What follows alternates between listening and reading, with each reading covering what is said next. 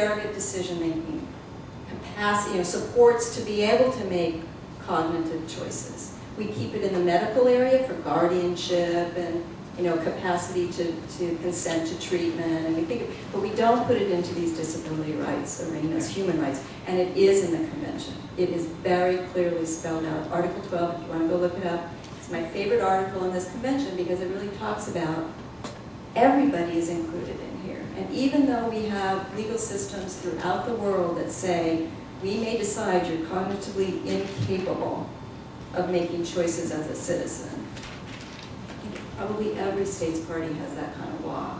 This convention is saying, you better rethink that. What kind of supports do you need to provide to people with, whatever term you want to use, who appear to be either unable to communicate with us, or if you really want to put a different spin on it, we simply don't know how to communicate with. How are we going to ensure, where is this? Respect for inherent dignity, autonomy, freedom to make one's own decision, and independence. There's no caveats on that from the convention's perspective. So I think it's a real challenge to us. And I have to admit, you caught me in my own biased view of the word disability. I put psychiatric into a medical model and called it a disease. And why did I do that? 99.9% of the world would do that. Yeah. Yeah. But even in our own country, there's a battle going on now. Battle. There's a real tension between those with, for lack of a better word, have a diagnosis and a DSM, whatever we are now, okay, and everybody else.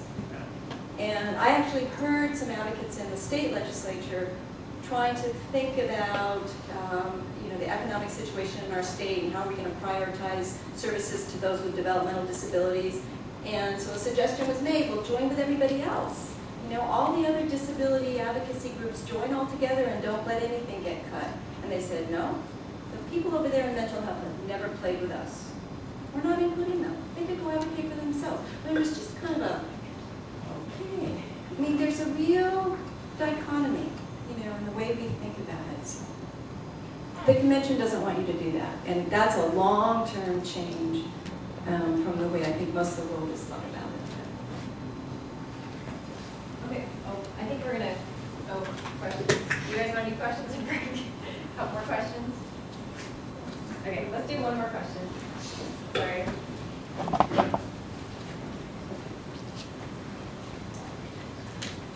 Okay, my name is Johan. I would like to ask you if the obligation of states to make assistive technology available at affordable cost, can that be interpreted as a right, not a human right, but a right to demand affordable assistive technology from a state that has ratified the convention? And I also have another question. If the general principle of non-discrimination, you have it there on the slide, general principle of non-discrimination, can that be understood? Or does it mean that people who need assistive technology for other purposes than mobility, does it mean that they are discriminated against unless they do not access affordable assistive technology?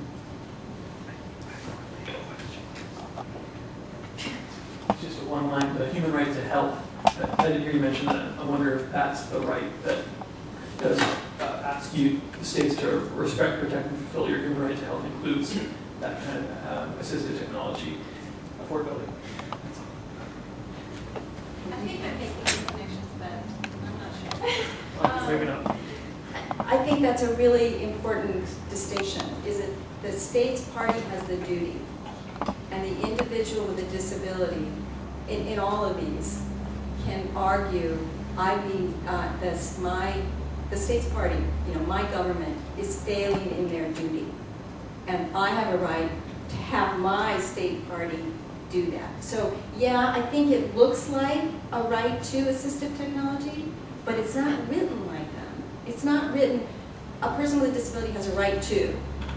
It's written as a state's party has the obligation to provide that. And legally, just in legalese, that's very different. That's a very different thing. But you state has failed in their duty. I think that's answering your question.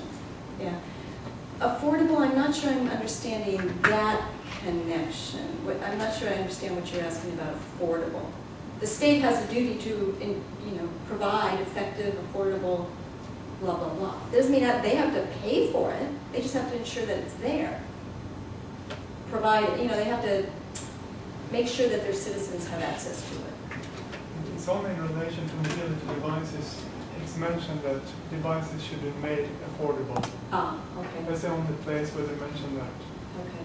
And what I wonder, if we're talking about cognitive disabilities, on basis of the general principle of non-discrimination, can it be argued that they are discriminated against if they don't get necessary assistive devices, the people with cognitive disabilities? So within the disability community, Yeah. they're discriminated against? Yeah, I think so. I think you can. Yeah. It's supposed to be, everybody's included. It's not just the ones that we know how to provide accommodations to, and they're relatively inexpensive. So yeah, I think you could. Then that becomes, though, that the triage thing. The UN is very realistic on all the guidelines for all these treaties. They say things like it's an evolving goal, right? We can't achieve it overnight. We know nobody can achieve it overnight. We want to see steps are taken to do it. Let's see your national budget. How much of it is spent on X, Y, and Z?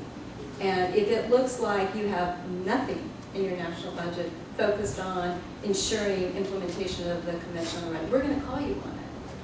If, however, your budget is, minuscule, and you're doing a very nice percentage of it, and you're still not making much progress, we understand. You're in that economic, this is development. But I think you can argue that. I think you could argue it. If there isn't the technology, though, there isn't the technology. Okay, let's